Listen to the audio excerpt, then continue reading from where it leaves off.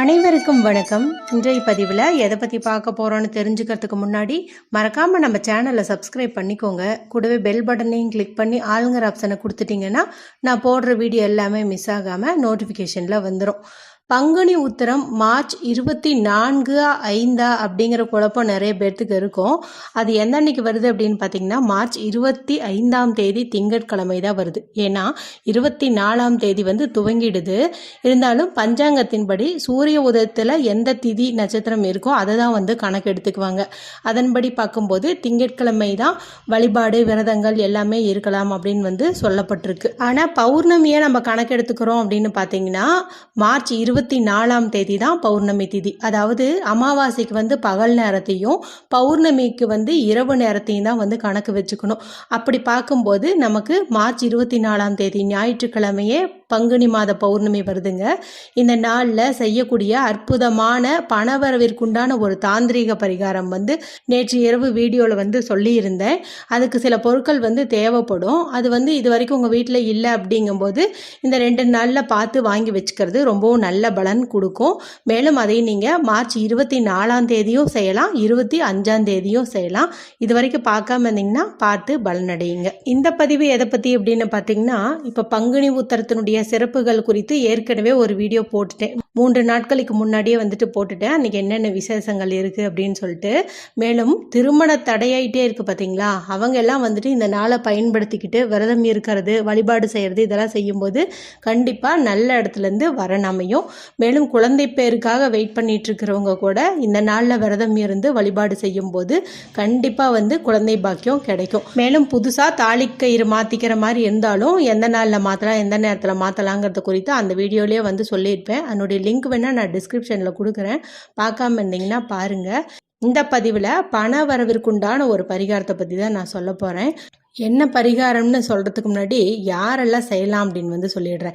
இது பண தேவை உள்ள ஆண்கள் பெண்கள் யார் வேண்டுமானாலும் செய்யலாம். ஏன்னா இன்றைக்கி பணம் தானே பிரதானம்.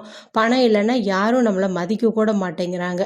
அப்போ நம்ம கையிலையும் 4 காசு புழங்கும் போது கண்டிப்பாக நம்ம மேலேயும் ஒரு நல்ல ஒரு கௌரவமான பார்வை விழும். அதுக்காகவே நம்ம பணம் சம்பாதிக்கணும். சில நேரங்களில் பார்த்திங்கன்னா மற்றவர்களுக்காக நம்ம வாழ்கிற மாதிரி சூழ்நிலையிலலாம் இருக்கிறோம். அந்த மாதிரி இருக்கும்போது இந்த பணம் தான் நாம் மற்றவங்களுக்கு தேவைப்படுமா படமாட்டோமா அப்படின்னு எல்லாம் நிர்ணயிக்குது.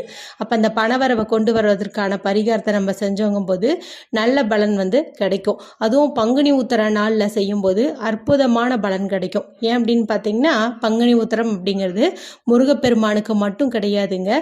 சிவபெருமான் வழிபாடு பெருமாள் வழிபாடு சந்திர வழிபாடுன்னு எல்லா தெய்வங்களுக்கும் உரிய நாளாகவே கருதப்படுது. ஒரு நாளில் ஒரு தெய்வத்திற்கு சிறந்த நாளாக இருந்தாலே நமக்கு நல்ல பலன் கிடைக்குங்க போது இத்தனை சிறப்புகளும் இருக்கிற இந்த நாளில் நம்ம பணவரவு வேண்டி வழிபாடு செய்யும்போது கண்டிப்பாக பலன் கிடைக்கும். பொதுவாகவே பௌர்ணமி நாட்களில் பண ஈர்ப்புக்காக நம்ம என்ன பரிகாரம் செஞ்சாலும் கை மேலே பலன் கிடைக்கும். கூடவே நமக்கு பங்குனி உத்திரமும் இருக்கிறதுனால உடனடி பலனே கிடைக்கும். சரி, இது சுவாமி சம்பந்தப்பட்டது வழிபாடு சம்பந்தப்பட்டது அப்படிங்கிறதுனால கண்டிப்பாக உடல் சுத்தமாக இருக்கிற பெண்கள் தான் இந்த பரிகாரத்தை செய்யணும். ஒருவேளை நீங்கள் பீரியட்ஸாக இருந்தீங்க அப்படிங்கும்போது உங்கள் வீட்டில் இருக்கிற உங்களுடைய கணவரையோ மாமியாரையோ கூட நீங்கள் இதை செய்ய சொல்லலாம். 5வது நாளாக இருந்துச்சுன்னா வேணால் நீங்கள் தலைக்கு குளிச்சுட்டு பூஜை அறையெல்லாம் சுத்தம் பண்ணிவிட்டு இந்த பரிகாரத்தை செய்யுங்க. இப்போது முருகப்பெருமானுடைய படம் உங்கள் வீட்டில் இருக்குது, இல்லை சிவபெருமானுடைய படம் இருக்குது, பெருமாள் படம் இருக்குது அப்படிங்கும்போது இதையெல்லாம் நீங்கள் நல்லா தொடச்சி சுத்தம் பண்ணி சந்தன குங்குமம் இட்டுக்கிறது சிறப்பு. மேலும் பூக்கள் கொண்டு அலங்காரமும் செஞ்சுக்கோங்க. உங்களால் முடிஞ்ச ஏதாவது ஒரு நிவேதனத்தை அன்னைக்கு வச்சு வழிபாடு செய்யுங்க. மேலும் உங்களுக்கு தெரிஞ்ச முருகன் மந்திரம் சிவன் மந்திரம் பெருமாள் வழிபாட்டுக்குரிய மந்திரங்கள் இதெல்லாம் தெரிஞ்சிச்சு அப்படின்னா நீங்கள் அதெல்லாமே கூட சொல்லலாம். அற்புதமான பலன்கள் கிடைக்கும். சரி, இதெல்லாம் செய்யும்போது தான் இந்த பணவரவிற்குண்டான பரிகாரமும் செய்யணும். அதாவது வீட்டில் தீபம் ஏற்றி வச்சிருக்கிறோம் இல்லையா, அந்த சமயத்தில் தான் இதை செய்யணும். இதை நீங்கள் திங்கட்கிழமை செய்கிறது நல்ல பலனை கொடுக்கும். ஞாயிற்றுக்கிழமை பௌர்ணமி பரிகாரங்கள் எல்லாம் பண்ணுங்கள். திங்கட்கிழமை பங்குனி உத்தரத்திற்கான பரிகாரம் பண்ணுங்க. இப்போ அந்த கற்பூரம் ஊதுபத்தி எல்லாமே மணக்கும் போது நம்மளுடைய வீடாகட்டும் பூஜை அறையாகட்டும் நல்ல ஒரு நேர்மறை சக்தி நிறைஞ்சிருக்கும். அந்த சமயத்தில் ஒரு தட்டு எடுத்துக்கோங்க. இப்போ பூஜை அறையில் பயன்படுத்துகிற தட்டாக இருந்தாலும் சரி, இல்லை எச்சில் படாத வேறு ஏதாவது சில்வர் தட்டு வச்சுருந்தீங்கனாலும் சரி, அதை கூட நீங்கள் எடுத்துக்கலாம். அதில் கைப்பிடி அளவு திருநீர் வந்து நீங்கள் கொட்டி வச்சுக்கோங்க. இது வீட்டில் ஏற்கனவே வச்சுருக்கிற திருநீராக இருந்தாலும் சரி, அதையே கூட நீங்கள் எடுத்துக்கலாம். இல்லைன்னா புதுசாக கடையில் வாங்கிட்டு வந்து கூட வச்சுக்கலாம். அது உங்களுடைய விருப்பம். இப்போ நீங்கள் பழனி திருத்தணின்னு பிரசித்தி பெற்ற முருகன் கோவிலுக்கு போயிருந்தீங்க அப்படிங்கும்போது அங்கே இருக்கிற கடைகளில் உங்களுக்கு ஜவ்வாது கலந்த விபூதி வந்து கிடைக்கும். அந்த மாதிரி கிடைச்சிருந்தது, அது உங்கள் வீட்டில் இருக்குது அப்படிங்கும்போது நீங்கள் அதை மட்டுமே கொட்டி வச்சிங்க அப்படின்னாவே போதும். ஒருவேளை சாதாரணமாக நம்ம ஊரில் இருக்கிற திருநீர் தான் இருக்குது அப்படிங்கும்போது நீங்கள் ஒரு சிட்டிகை அளவு ஜவ்வாதை அந்த திருநீரோட கலந்துக்கிறது ரொம்பவும் நல்லது.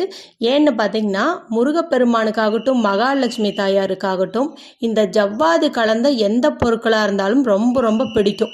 பணவசியத்தை ஈர்த்து தரக்கூடியதும் பார்த்திங்கன்னா இந்த ஜவ்வாதை சொல்லலாம். அதனால் இந்த அற்புதமான நாளில், அதாவது மகாலட்சுமிக்கு உகந்த இந்த பௌர்ணமி, முருகப்பெருமானுக்கு உகந்த பங்குனி உத்தரம் இதெல்லாம் சேர்ந்து இருக்கிறதுனால நம்ம இந்த திருநீரையும் ஜவ்வாதையும் வந்து சேர்ந்து கலந்துக்கிறது நல்ல பலனை கொடுக்கும். இப்போ நல்லா வந்துட்டு மிக்ஸ் பண்ணி வச்சுக்கோங்க. மிக்ஸ் பண்ணிவிட்டு அதை நல்லா தட்டில் வந்து பரவுன மாதிரி வந்துட்டு பண்ணிக்கோங்க. பண்ணிவிட்டு உங்களுடைய வலது கை இருக்குது இல்லையா, ரைட் ஹேண்டினுடைய அந்த மோதிர விரல் ரிங் ஃபிங்கர் இருக்குல்ல, அதில் வந்துட்டு இப்போ நான் சொல்கிற இந்த மந்திரத்தை நீங்கள் எழுதணும். ஒரு முறை எழுதுனீங்க அப்படின்னாவே போதும். ஆனால் 12 முறை வந்து மனதுக்குள்ளேயாவது நீங்கள் சொல்லிக்கணும். இது எதுக்காக அப்படின்னு பார்த்தீங்கன்னா பண வரவை பெருக்கக்கூடிய ஒரு மந்திரம் அப்படின்னே சொல்லலாம். பண வரவில் இருக்கக்கூடிய தடையை நீக்கக்கூடிய மந்திரம் அப்படின்னு சொல்லலாம். என்ன மந்திரம் நான் சொல்கிறேன், நீங்கள் வந்து நோட் பண்ணி வச்சுக்கோங்க. இது உங்களுக்கு திருநீரில் அப்படியே அச்சா உழுகணும் அப்படின்ட்டுலாம் அவசியம் கிடையாது. நீங்கள் வந்து எழுதுனீங்க அப்படின்னாவே போதும். என்ன அப்படின்னு பார்த்தீங்கன்னா ஓம் அசி அசி, ஓம் அசி அசி, ஓம் அசி அசி.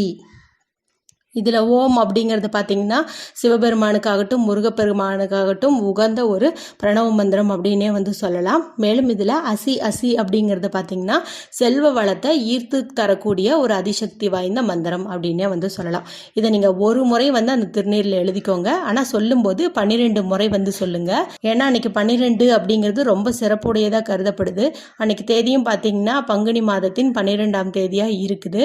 மேலும் முருகப்பெருமானுடைய கைகள்னு பார்க்கும்போது 12, மேலும் உத்திர நட்சத்திரம் அப்படின்னு பார்க்கும்போதும் 12வது நட்சத்திரம், மேலும் மாதம்னு பார்க்கும்போது பங்குனி அப்படிங்கிறது 12வது மாதம். எல்லாமே இப்படி இருக்கிறதுனால நம்ம இந்த மாதிரி 12 முறை சொல்றது ரொம்ப ரொம்ப சிறப்பு. இதை நீங்க காலையில பிரம்ம முகூர்த்த நேரத்திலிருந்து மாலை வரைக்கும் கூட செய்யலாம். இந்த திதி முடிஞ்சிருச்சு, நட்சத்திரம் முடிஞ்சிருச்சு அப்படின்ட்டுலாம் நீங்கள் ஒன்றும் பார்த்துட்ருக்க தேவையில்லை.